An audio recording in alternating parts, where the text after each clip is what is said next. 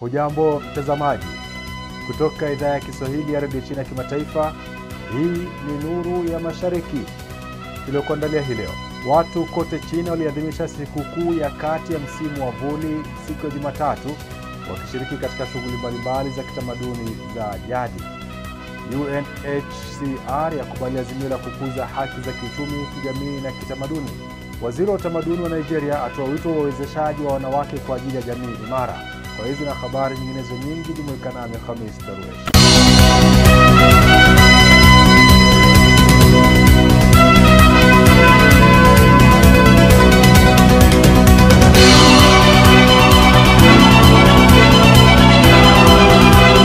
Wakati wa likizo ya siku 8 ya sikukuu ya kitaifa na tamasha la katikati mwa msimu wa vuli nchini China, wananchi walionyesha nguvu kubwa ya matumizi.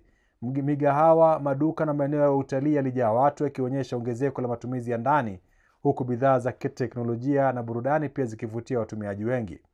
Ronald Mutie ana maelezo zaidi. Wateja wa migahawa, wasafiri na wanunuzi waliendesha matumizi makubwa ya watumiaji nchini China wakati wa likizo ya siku 8 ya sikukuu ya kitaifa na tamasha la katikati mwa vuli ambalo lilianza Oktoba mosi. Kwa kuwa mikusanyiko ya kifamilia ni sehemu muhimu ya tamasha hili la katikati mwa vuli lililoendeshwa Jumatatu, migahawa imeripoti ongezeko la shughuli katika sehemu za kulia nchini humo. Takwimu kutoka majukwaa ya mitandaoni zinaonyesha kuwa wakati wa tamasha hilo mwaka huu, kiwango cha ujazaji katika migahawa kiliongezeka ikilinganishwa na kipindi kama hicho mwaka jana, huku matumizi ya vyomba vya chakula binafsi vya watu 3 hadi 4 yakiongezeka kwa zaidi ya 90%. Kutoa uzoefu maalum kama kutengeneza keki za mwezi na mikono kumesaidia migahawa kuwavutia zaidi wateja. Vinyago na bidhaa za kuchezea zenye uhusiano wa kitamaduni na tamasha la katikati mwa vuli pia zimekuwa kivutio kwa wateja wakati wa likizo. The design is very unique and novel, featuring products in the shape of round little rabbits, which are popular among young people like us. Biashara za rejareja pia zimekuwa zikifanya vizuri. Katika kaunti ya Huiyan, jiji la Guangzhou, mkoa wa Fujian, mashariki mwa China, soko kubwa lililofunguliwa upya baada ya ukarabati lilipokea wateja wengi.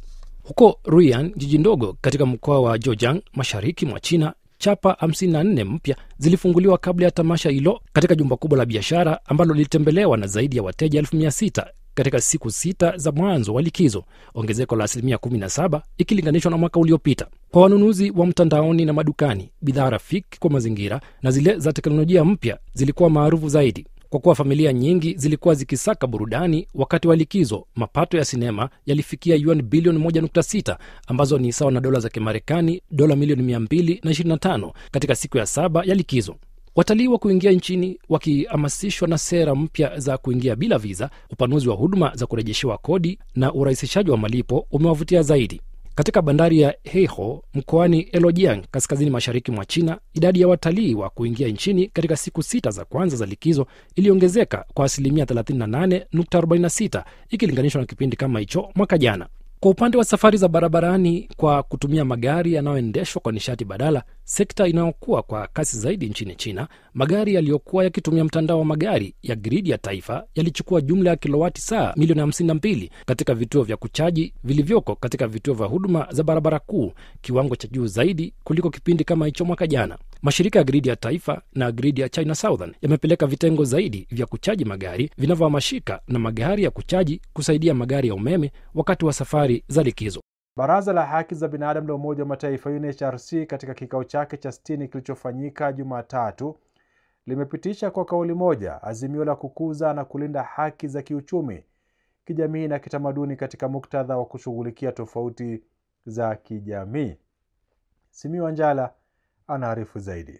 Azimio hili liliongozwa na China na kuungwa mkono na karibu nchi 70 zikiwemo Bolivia, Misri, Pakistan na Afrika Kusini, likipata uungwaji mkono mpana kutoka kwa jumuiya ya kimataifa. Azimio hilo linapendekeza mijadala ya kina na mazungumzo ya wazi kufanyika katika baraza la UNHCR na linahimiza ofisi ya kamishna mkuu wa haki za binadamu wa Umoja wa Mataifa OHCHR kuimarisha juhudi zake katika kukuza haki za kiuchumi, kijamii na kitamaduni. Aidha, linaangazia umuhimu wa jukwaa la mtandaoni la UN, yani Knowledge Hub, kuhusu haki hizo katika kutoa msaada wa kiufundi na kujenga uwezo kwa nchi zinazoendelea. Cheng Shu, mwakilishi wa kudumu wa China katika ofisi ya Umoja wa Mataifa mjini Geneva na mashirika mengine ya kimataifa nchini Uswisi, amesema kuwa China iliwasilisha azimio hilo kwa lengo la kuondoa tofauti, kujenga mwafaka na kuhimiza hatua za vitendo. Wawakilishi kutoka nchi nyingi zinazoendelea waliunga mkono kwa nguvu azimio hilo, wakisema linazingatia mahitaji halisi ya watu na linaitikia wito wa mataifa yanayoendelea wa kuwekeza zaidi katika haki za kiuchumi, kijamii na kitamaduni. Maafisa wa OHCHR na wajumbe kutoka mataifa mbalimbali pia walitambua mchango wa China katika kuendeleza haki hizi muhimu. Waziri wa utamaduni wa Nigeria, Hannatu Musa Musawa, ametoa wito wa kuongezwa kwa uwekezaji katika elimu ya wanawake na uongozi wa kike. Waziri huyo aliyasema hayo hapo jana alipokuwa akizungumza pembezoni mwa kongamano la kitamaduni mjini Chengdu, kusini magharibi mwa China. Tomwanjala na maelezo zaidi. Katika mahojiano na CGTN, Musawa alisema kwamba kuendeleza haki za wanawake ni jambo la muhimu katika kujenga jamii imara. Musawa alihudhuria kongamano la utamaduni la Golden Panda, ambapo alisisitiza umuhimu wa elimu kwa wasichana na kuwepo kwa vielelezo vya wanawake katika nafasi za uongozi.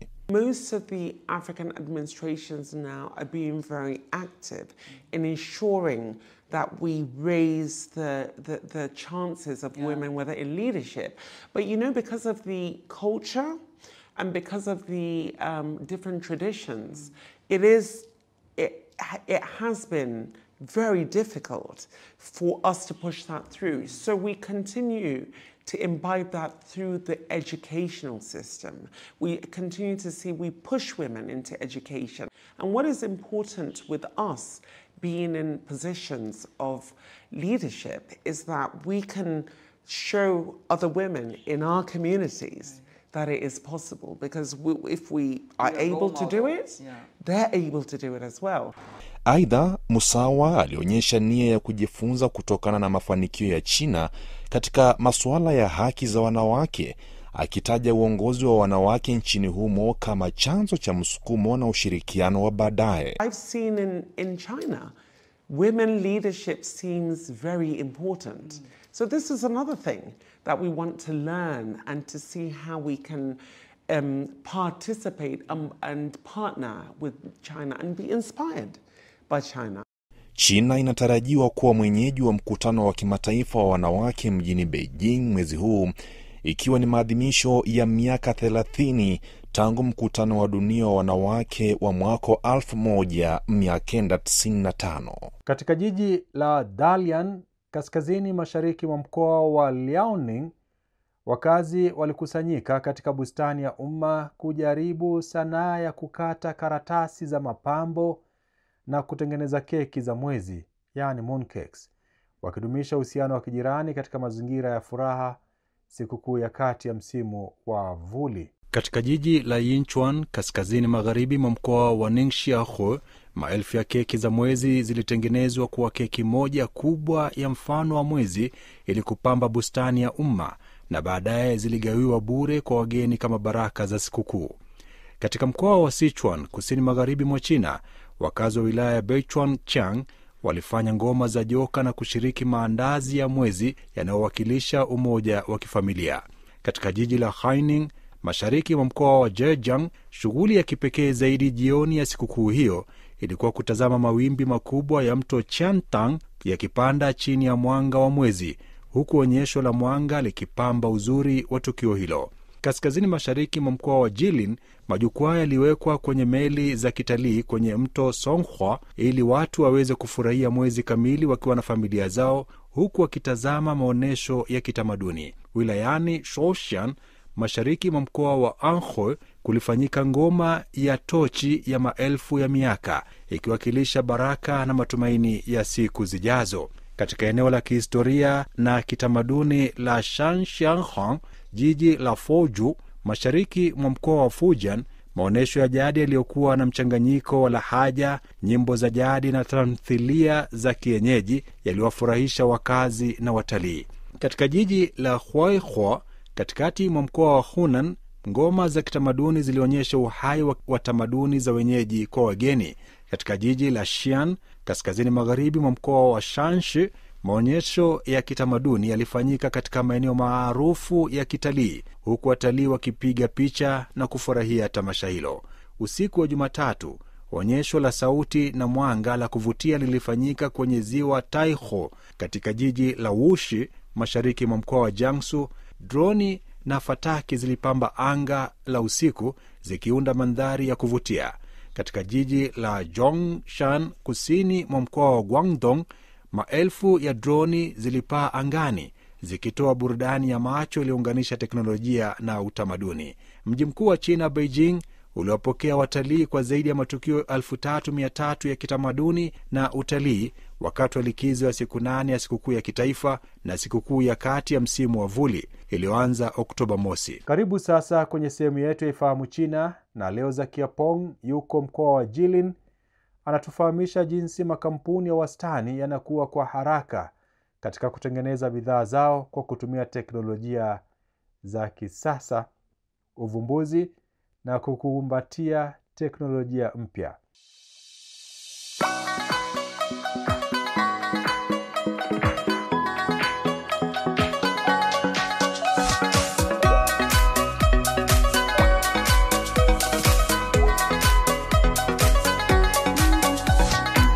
Mambo na karibu katika kipindi cha Ifahamu China. Mimi ni Zakia Peng.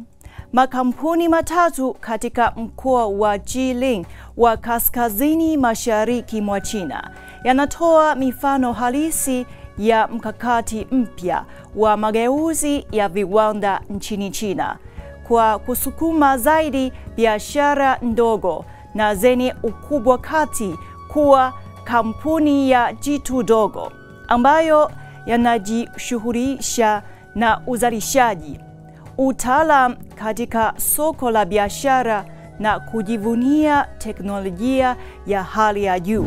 Kampuni hizo tatu: Haoyue Group, mzalishaji wa nyama ya ng'ombe; Anrit, mtengenezaji wa porini ya binadamu; Changyou Food, mtengenezaji wa chapati, wanaongoza katika kutengeneza bidhaa zao kwa kutumia teknolojia za kisasa, uvumbuzi na kukumbatia teknolojia mpya. Ndani ya kituo cha kuzalisha nyama ya ng'ombe cha kampuni ya Haoyue Group katika mji wa Yangchun, mazizi safi, muziki wa jadi na hata mashine za masaji hujenga mahali kama kiwanda cha kisasa kuliko shamba la mifugo. Kwa mifugo bora zaidi na ufugaji wa kisayansi, nyama ya ng'ombe ya kampuni ya Haoyue imeidhinishwa katika nchi 27 na kuifanya kuwa kati ya wauzaji wakubwa wa nyama ya ng'ombe wa China. Katika mji wa Tonghua, kampuni nyingine ya jitu dogo, kampuni Anrit, imepata mafanikio kuzidi tu pengo la utengenezaji wa porini ya binadamu, bali pia unasukuma usahihi wa kibioteki katika masoko ya kimataifa. Kampuni hiyo ina mifumo ya kujieleza ya chachu kuzalisha albumin ya usafi wa hali ya juu ambayo ni salama zaidi yenye gharama nafuu. Wakati huo huo, katika mji wa Dunhua, uvumbuzi unachukua nafasi kubwa. Kampuni ya Changyou Food inageuza maandishi kwenye vitafunwa vya mitaani vya Wachina kwa nia za uzalishaji wa kiwango cha dawa na itifaki kali za uchachishaji. Chapati zake zinasafirishwa hadi kwenye nchi 16. Haya, kwa leo kipindi hiki kinaishia hapa. Katika kipindi kijacho nitaendelea kukuletea mambo mengine yanayovutia kuhusu utamaduni na jamii ya China. Asante kwa kuwa nami. Mimi ni Zakia Peng. Kwa heri. Naam, mtazamaji, sasa ni wakati wa sehemu yetu ya Jifunze Kichina. Katika sehemu hii tunawaletea masomo ya lugha ya Kichina hatua kwa hatua kwa njia rahisi na ya kuvutia. Karibu tujifunze pamoja.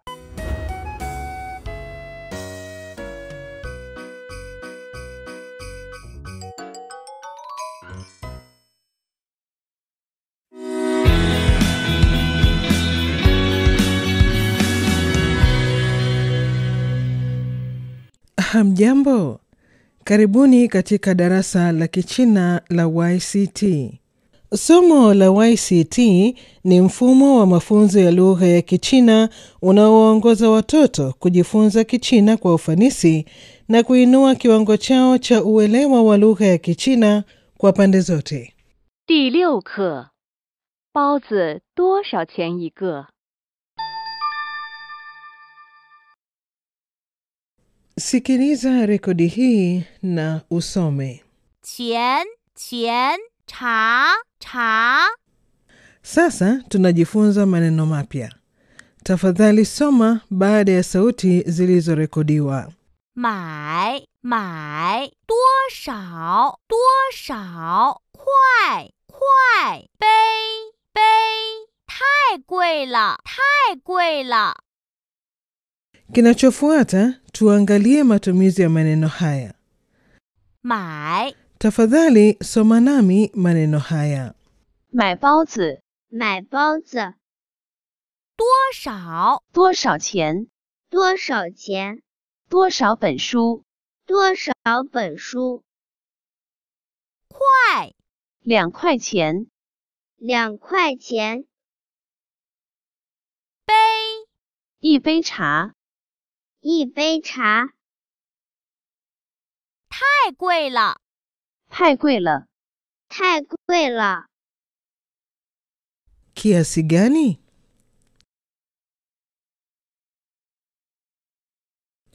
Huu ni mgahawa. Unajua jinsi ya kuuliza bei? Njoo ujaribu.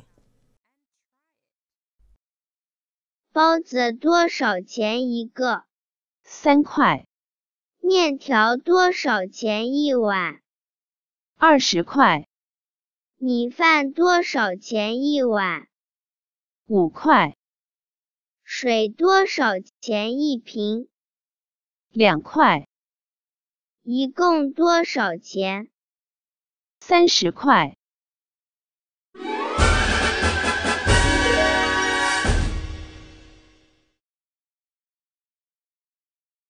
Pita katika kituo cha ukaguzi. Tafadhali soma maneno mapya kwenye kadi ya maneno ili kuwasaidia abiria kupita katika kituo cha ukaguzi wa usalama bila matatizo. Unasomaje neno hili? 多少 Unasomaje neno hili? 买 Unasomaje neno hili? 块 Unasomaje neno hili? 杯 Unasomaje neno hili? 太 Unasomaje neno hili? 贵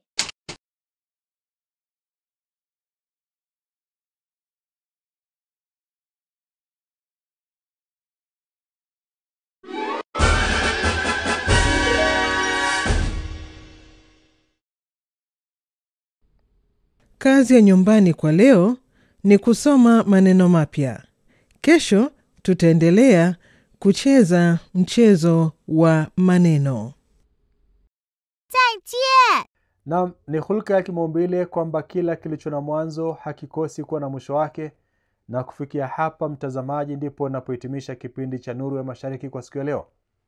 Nimekuwa wako Khamis Darwesh. Maasalam. Kwa taarifa zaidi kuhusu China, unaweza kutembelea tovuti ya CRI Kiswahili na marafiki_CN kwenye Facebook. Pia unaweza kupakua app ya Cheche kwenye Google Play na Palm Store.